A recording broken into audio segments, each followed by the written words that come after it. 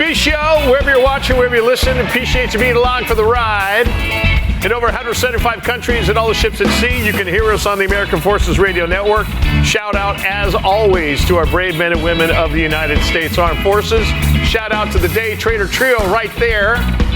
Back here at the bar, it is Costa, it's Marybird Godwin, and we roll on with our fearless leader, Sully. Well, not only do we roll on with me, but a good friend, Shep Hyken, is going to be here. And by the way, if you happen to be in Dallas or Houston this weekend, Mary, isn't the band going to be playing there? I remember the date. Friday the 20th. 20th in Houston. Saturday the 21st. And 21st at the Southside Bar. You know how I remember the 21st is Saturday? It's your birthday. It is. I know. Hey. I didn't even say this was my birthday month. It's my birthday week, though, so we're going to talk about that. All right, what? Should we talk about it more? How old are you going to be? Oh, we're not talking about that. Come on. This is the first year I haven't wanted to What zodiac sign? What? What zodiac sign? Aries. First day of Aries. I'm very... So it's Aries season, everyone. It is. To let you know. It is. Shep Hyken, he is the Chief Amazement Officer, Shepard Presentations. The best as far as customer service and the customer experience is concerned. The author of Be Amazing or Go Home. Back with us here on the Big Biz Show. There he is. What's up, buddy? Good to see you. Hey, man. Yeah, be amazing or go home. Never ask a woman how old she is. Thank you, Shep. That is not amazing. Or if she's happy pregnant. birthday. I've made that mistake too. Have you seen some of these male safety tip videos that are out on social media saying top 3 ways to calm your spouse down by saying these 3 things? And it's just it's like, hey, settle down now, little lady. That's gonna work. And they're all tongue in cheek. They're so funny, but it's like 3 sure ways to get yourself skinned. To get shot. How are we doing, amazing one, in terms of customer service? Hey, we were just talking to one of our best clients, our best guest, and that's Nick Liuzza from Beeline Holdings. This is a AI-backed mortgage company, really addressing millennials, and they've got an AI prompt named Bob that's actually it's kind of bulletproof. You don't really, because I can pick these things out a mile away. I can't pick theirs out. That's pretty good. How is customer service faring through the days of, because we went from people actually answering the phones, then they sent us to another country for their service bureaus to answer the phones. Then they sent us to the press 1, press 2, press 3, press 1, press 2, press 3. And now we're at AI. This is why Shep has no hair. I'm not disagreeing with you. Is this a good, right. Is this a good thing? You think, will this improve customer service in your opinion? Well, short-term and long-term. Short-term, there's still companies out there that are working off of old systems that aren't nearly as good as today. And when I say old, they could be 2-3 years old. The problem is today's systems are so good and, as you mentioned, almost indistinguishable if you're actually interacting with a voice AI agent or if you're interacting, texting or messaging back and forth, it seems human-like. That is so inexpensive to use compared to what it was just even a few years ago. The problem is companies are stuck trying to figure out, how can I recoup my investment? I just made it, and therefore they're lagging behind. What happens is customers experience great service from one company using AI and digital experiences, and not so good the next company. They don't know what they're going to get, so their confidence level is very low.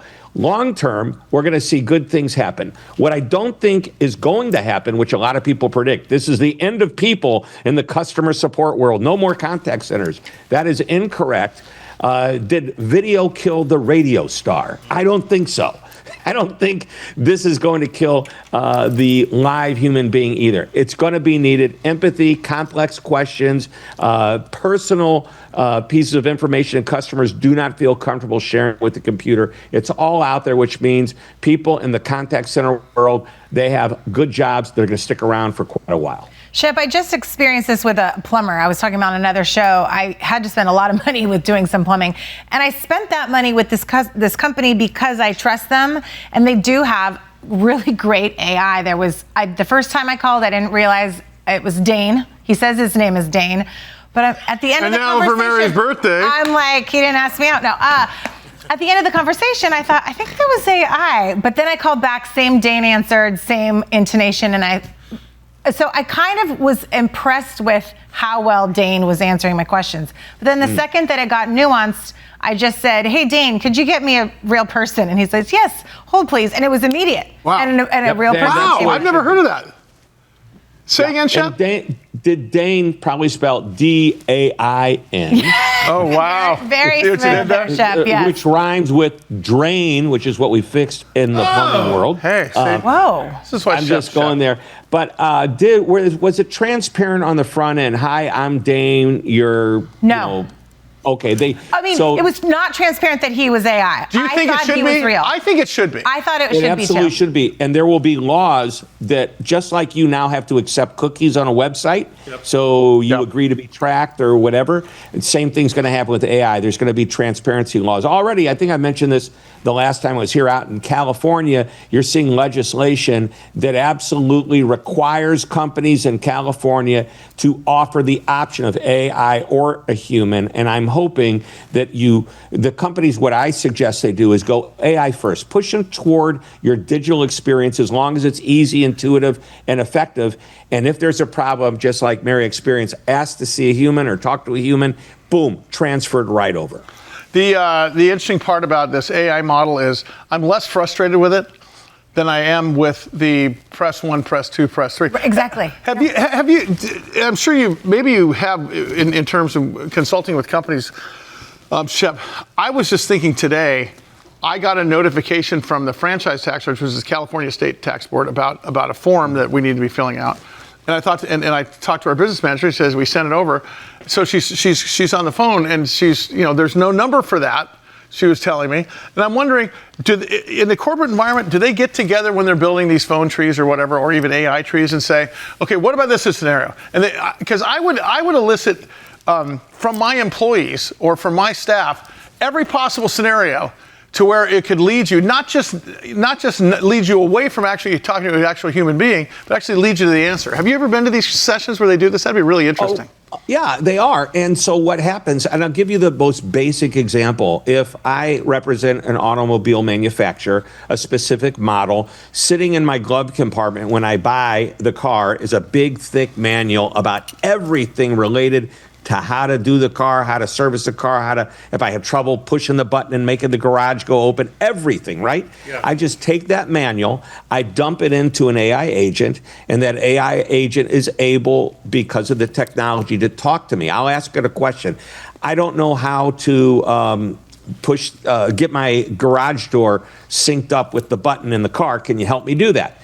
It knows, it understands the question however I ask it, whatever accent I have, whatever language I ask it in, and the instructions for that AI agent is to not go anywhere outside of that big manual. So you're only going to get the right information.